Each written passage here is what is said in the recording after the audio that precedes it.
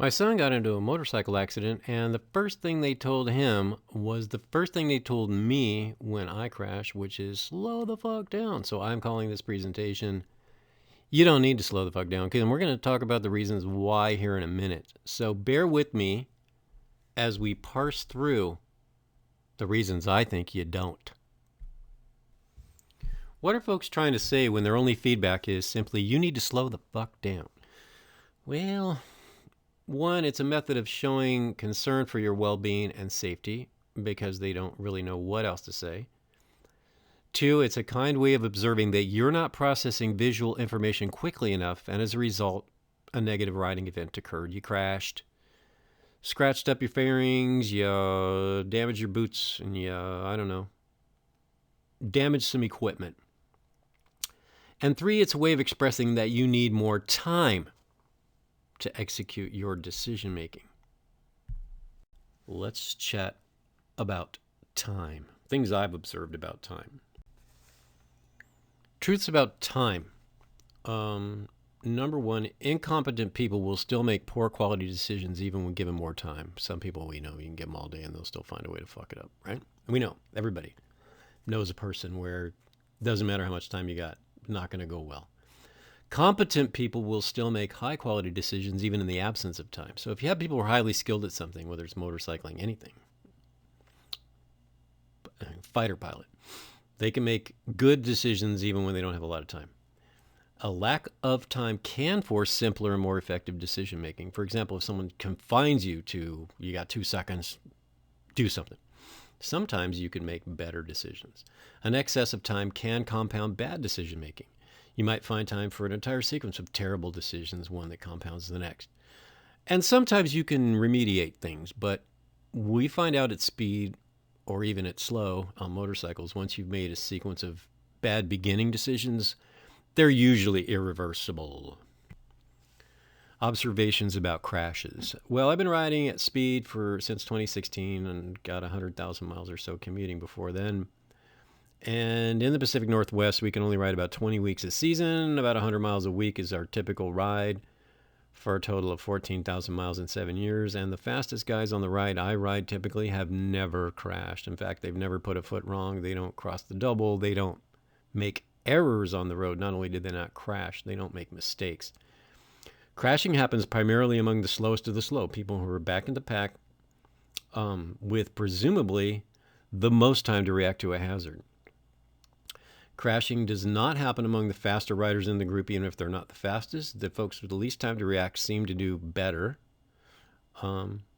Whether or not they're better riders is an unknown, but the faster guys don't seem to crash.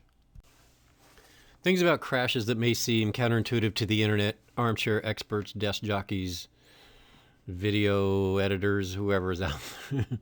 Spending more time in a corner or hazard actually increases the likelihood of a crash. In fact, folks that spend the least time in a hazard don't crash. They just fly over the hazard. If there's a trail of rocks or asphalt that's 30 feet long and you go through it at 40 miles an hour, the guy ahead of you just didn't even notice it, barely moved his bike because he just went sailing through it, you're the slower guy is the guy who's going to crash. The 3 or 4 fastest guys and ladies encounter all the potential hazards first, which affords the riders toward the rear of the group more time to react. And what happens when they have more time? Riders with more time to react and having increased awareness of watching faster riders navigating hazards will and still do crash. You'll see them crash. Exactly what you'll do. You'll see them hit the hazard, whatever the hazard is, and the motorcycle will go in. So that is really not what we tell people in MSF. We say go slow because if something happens in the corner, there could be, a landslide, a deer with a machine gun, all these hazards that are, some of them seem just so far-fetched. But the people who encounter those hazards at a slower speed are the ones we see actually crash. Truths about speed.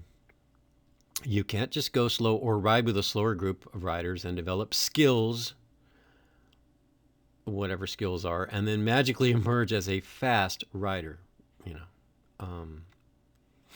Goes without saying, anything you want to do, you better do with people who are better than you, right? Otherwise, what's going to happen? You're just going to go slow forever. The second one, your brain will tend to normalize whatever speed you choose to travel, and people who ride slowly perceive their speed to be much faster than it really is, and people who ride fast to begin with perceive their speed to be much slower than it really is. The Dunning-Kruger of speed, right?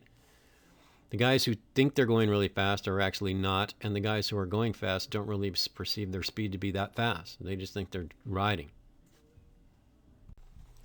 Truths about speed, part 2.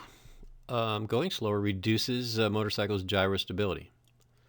We have 2 major rotating masses on a motorcycle, right? The front and the rear wheel. And as we slow a motorcycle, we experience gyroscopic decay, which allows us to counter steer and turn in some cases very tightly. And it's all sexy. And when we come out of a turn, we accelerate and we make the vehicle more gyro stable. In fact, learning to ride a motorcycle well is an experiment in gyro stability versus gyroscopic decay, right? To paraphrase. And I guess that sounds really like a bunch of $12 words, but I think as you ride, you'll understand that the vehicle is extremely stable at speed and becomes far less stable. I had a friend break a leg at 8 miles an hour because he was on a non-gyrostable vehicle at the time doing like cone drills in a parking lot, like the cops do. And the vehicle is less stable and needs to be managed more critically when it's going slow. And the second one, speed is a byproduct of riding with precision. When you're riding well, when you're hitting all your marks, when you're turning in at the right spot, when you're doing things correctly, you are just going to go fast. You don't have to chase speed. Speed will find you. I'm not the first and won't be the last person to say this. Everyone from Ian Atch to Dave at Canyon Chasers to Lee Parks have all said the same thing, and it's true. Speed is a byproduct of efficiency, expertise, and precision, really, is what it comes down to. If you're riding well, speed will follow. You don't have to look for it. This is going to be the most controversial of the slides. I can call it Truth About Skills. Truth About Skills. I don't like the term skills or skill level because I don't know what it means. No one can define it for me. When something bad happens, one of the rider guys will say, well, you didn't have the right skill level to make that corner. And then what does that even mean? Maybe he just fixated on his foot. We don't even know.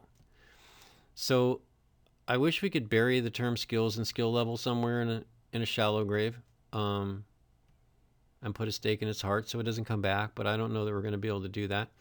When we talk about skills on a motorcycle, what we're really talking about is the ability to quickly process and interpret visual information and translate it into rider inputs, physical inputs that are not necessarily governed by the amount of saddle time one has and or any other tangible riding experience, following a coach on the track or any of that may not matter. Some people who ride 2 wheels are just talented, gifted for whatever reason, imbued by God, we don't know. And I think we need to get our heads around that because it could be a very ego-damaging experience to have someone like my kid who's been riding for like 3 months or 4 or whatever it is, chase you around a corner and you have no idea why and how it's happening. And people come to rides, they've been riding for 15 years only to find out they are absolutely terrible. And they don't come back. And they don't get better as a consequence because they're not riding with people who are better than them. They're riding with people who are worse than them to build their ego.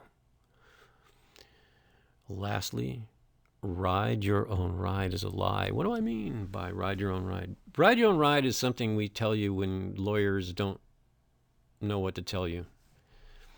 And riding your own ride is something we say at your funeral when you hit a tree. We told him to ride his own ride and he didn't do it. Oh my God, and he's gone. It is legalese, right? It's a way to say, stay within your comfort zone, never get better.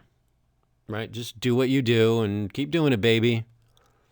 Any other thing in life that we do, if we want to become the best plumber, we chase a plumber who's been plumbing for 25, 30 years. And we ask him all questions all day long. What are you doing? How do you do it? Why are you doing it? Why you do this? Why you do that? Like or a 3-year-old. But some reason a motorcycle may go, oh, no, you can just get better riding your own ride. If you ride your own ride long enough, eventually your ride will become my ride and we'll be riding together. But that's not how it works, man. You must ride outside of your comfort zone. Not with yourself, not just out there on your own. I got fast today all alone. Probably you didn't. Most likely you got fast following a rider coach around a track at speed, and you went faster than you thought you could for a minute. Even if it's just a minute, even if it's just a corner, like one corner, you must at some point ride. You must be comfortable with riding in an uncomfortable way for a little while. I mean, that's just how it is. Ride your own ride. Sounds good on paper, and it certainly sounds good in court. But in reality, the only way we get better at things in life is to do them with people who are better than us at them and the same manner that they are doing them. So if we are going 50 miles an hour and the entire rest of the group is going 80 miles an hour, we are not really even in contact with those guys for more than a few seconds. So I'm going to leave you with that thought because it's a very controversial thought. And I know people are going to beat my ass because it just sounds dangerous not to ride your own ride. My God, you mean I have to kind of color outside the lines for a second? Yes! Yes, you do. And so I'm going to leave that. I'm going to leave this slideshow where it dies, and I'm sure people will just skewer me for this, but thank you for listening. Thank you for being around, and take care of yourselves.